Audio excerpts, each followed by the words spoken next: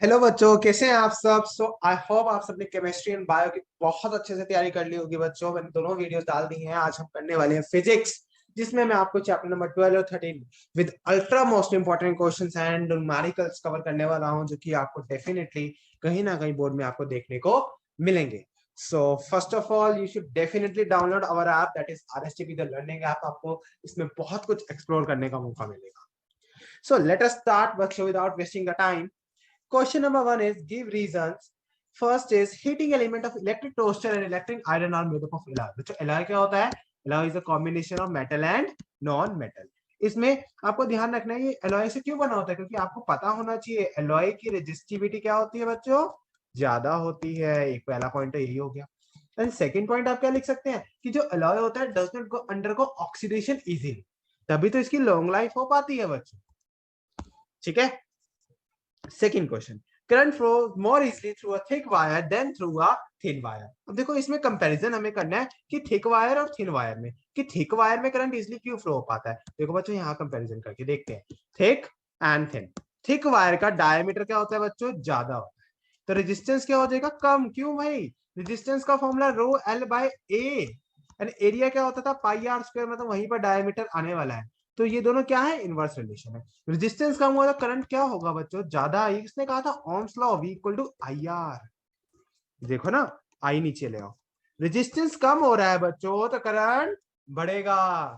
ठीक है। अब थिन वायर में देखे उल्टा कर दो, थिन वायर का डायमीटर कम होता है तो रेजिस्टेंस ज्यादा हो गया, रेजिस्टेंस ज्यादा तो करंट कम हो जाएगा। Very very simple question. Physics से इजी सब्जेक्ट नहीं है, क्योंकि आपको यहाँ कंसेप्ट लगाना है, रटना कम है।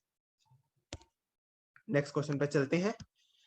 Parallel circuit is used in domestic wiring. सबको पता है पैरेलल सर्किट क्यों यूज किया जाता है। फर्स्ट रीजन कि अगर हमारा एक अप्लायंस खराब हो जाता है बट बाकी अप्लायंस चलते रहें, जैसे कि पैरेलल का आपने एग्जांपल देखा होगा, जैसे ये है, आपके घर में लाइट चली जाती है, ये सपोज आपका एसी नहीं चल रहा, तो टीवी तो चल रहा होगा ना बच्चों, ठीक है, फ्रिज तो चल रहा होगा ना। ये तो नहीं है ना कि एसी खराब हुआ तो सब खराब हो जाएंगे। क्यों, क्योंकि पैरेलल सर्किटिंग होती है आपके घरों में बच्चों।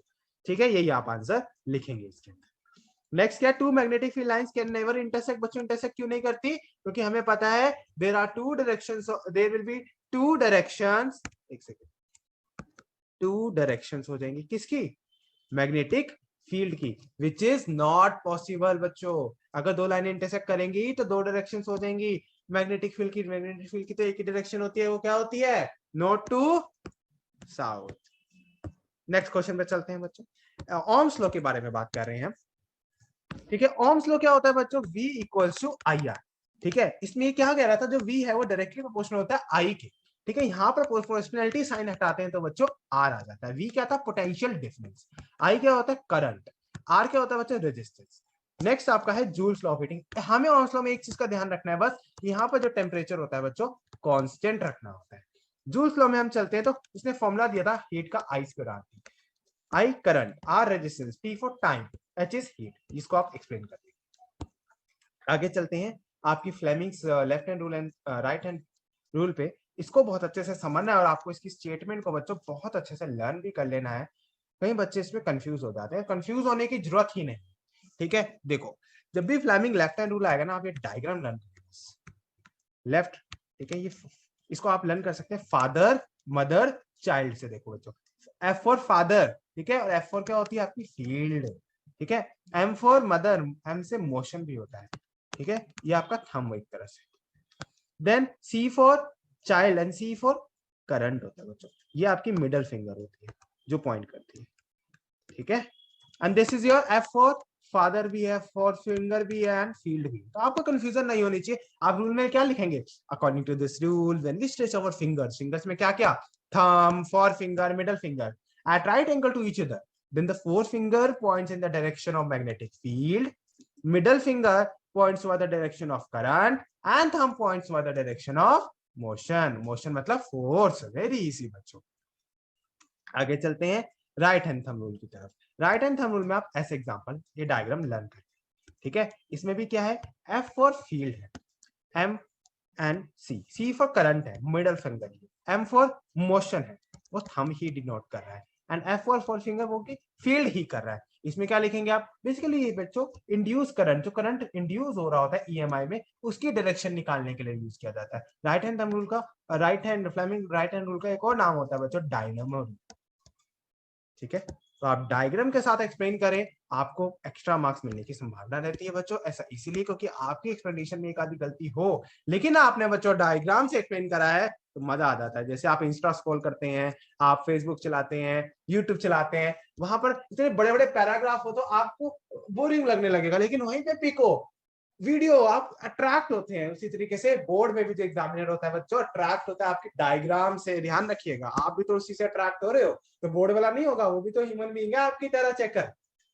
ठीक है, अब अगला आता है राइट हैंड थंब रूल बच्चों, वेरी वेरी इजी। इसमें हमारा क्या होता है, जो थंब होता है वो करंट को डिनोट करता है बच्चों, एंड जो फिंगर्स होती हैं वो मैग्नेटिक फील्ड को डिनोट करता है। आप इसको एक्सप्लेन करेंगे that according to this rule when a wire is grabbed in our right hand, then thumb towards the direction of current and fingers which encircled जो हम अपने हाथों से घुमा रहे हैं, that tells the direction of magnetic field, and direction बच्चों anti clockwise भी हो सकती है, क्लॉकवाइज भी। आप इसको ऐसे लर्न करने में आपको ट्रिक लेके आए हूं, एक करंट मैग्नेटिक फील्ड। अगर करंट नॉर्थ डायरेक्शन में है बच्चों, आप अपनी इसको डायग्राम को बनाना अपने हाथों से, आपको पता चलेगा मैग्नेटिक फील्ड की डायरेक्शन एंटी क्लॉकवाइज है। ठीक है, एंड अगर करंट की डायरेक्शन बच्चों साउथ है तो क्लॉकवाइज आ रही है। ठीक, आगे चलते हैं बच्चों, फ्रेडेज लॉ ऑफ ईएमआई।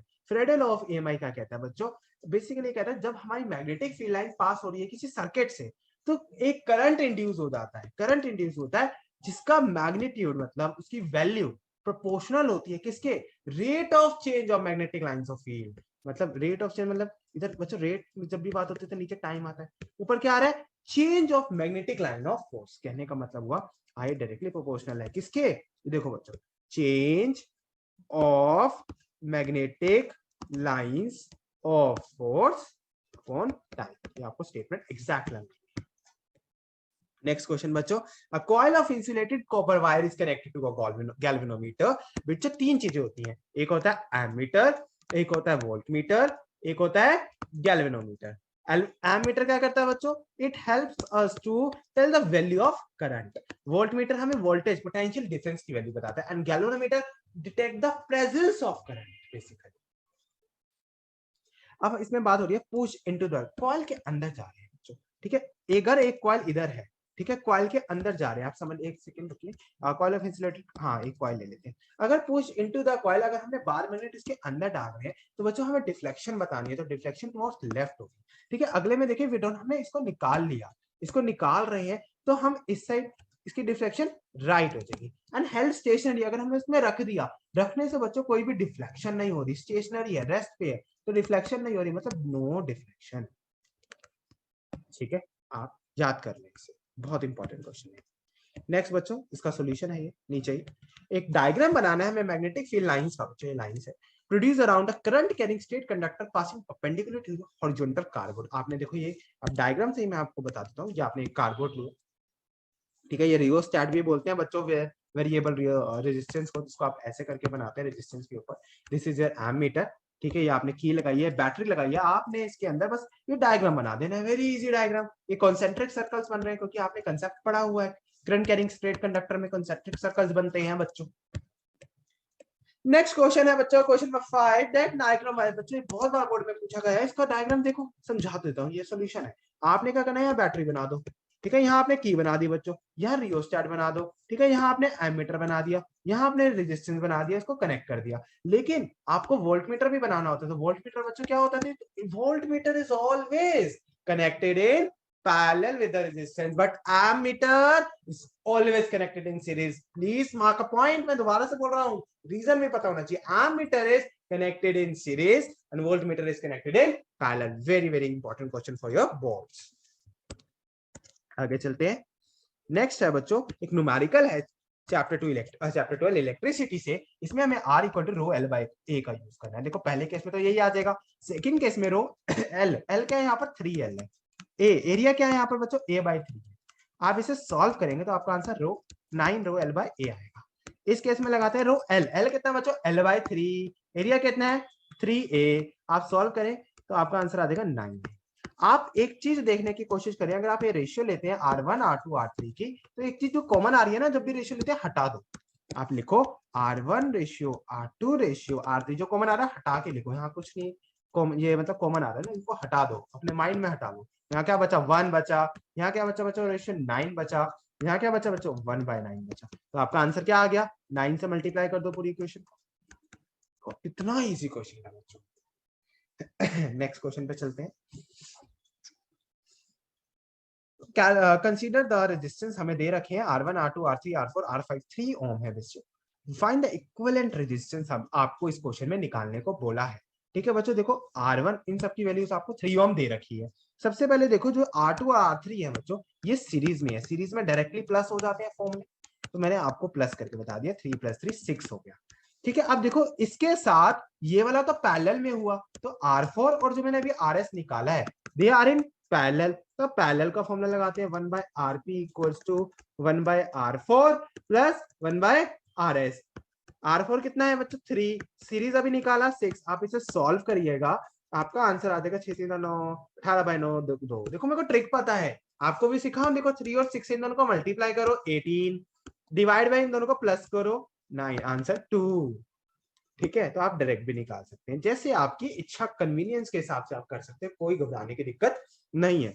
ठीक है, अब ये 2 आ गया, ये पूरा सर्किट हट गया बच्चों, समझ लो इसकी जगह क्या आ गया 2, ये 3 ओम का, ये 3 ओम का, अब तो एक लाइन बन गई ना। अब फाइनल सीरीज कर दो 3 + 2 + 3। कितना इजी क्वेश्चन है, कितना ज्यादा इंपॉर्टेंट है बच्चों ये क्वेश्चन बोर्ड्स के लिए आपके, very easy question, very very important. Define with formula and SI unit. Potential difference बच्चों वी होता है, वी का फॉर्मूला होता है वर्क डन अपॉन चार्ज। दोबारा से लिख देता हूं मैं, वर्क डन, कितना वर्क डन हम कर रहे हैं किसी एक चार्ज पे, ठीक है, उसको एक पॉइंट से दूसरे पॉइंट पे लेके जाने को, that is a potential difference. देखो वर्क डन की यूनिट क्या होती है बच्चा, जूल, चार्ज की क्या होती है कूलम, तो वोल्टेज की जूल पर कूलम, या इसको हम वोल्ट्स भी बोलते हैं बच्चों। ठीक है, तो पोटेंशियल डिफरेंस की डिफाइन क्या होगी, the amount of work done in moving a unit charge from one point two another. Power पे आते हैं बच्चों, पावर का फॉर्मूला होता है बच्चों वर्क डन अपॉन टाइम। ठीक है, वर्क डन के लिए जूल, इसकी सेकंड तो जूल पर सेकंड हो गई, दैट इज वॉट। ठीक है, पावर के और भी फॉर्मूले होते हैं, आपने देखे होंगे, V × I भी होता है बच्चों, I² R भी होता है, ठीक है, V² R भी होता है, सारे फॉर्मूले आपको टिप्स में आने चाहिए।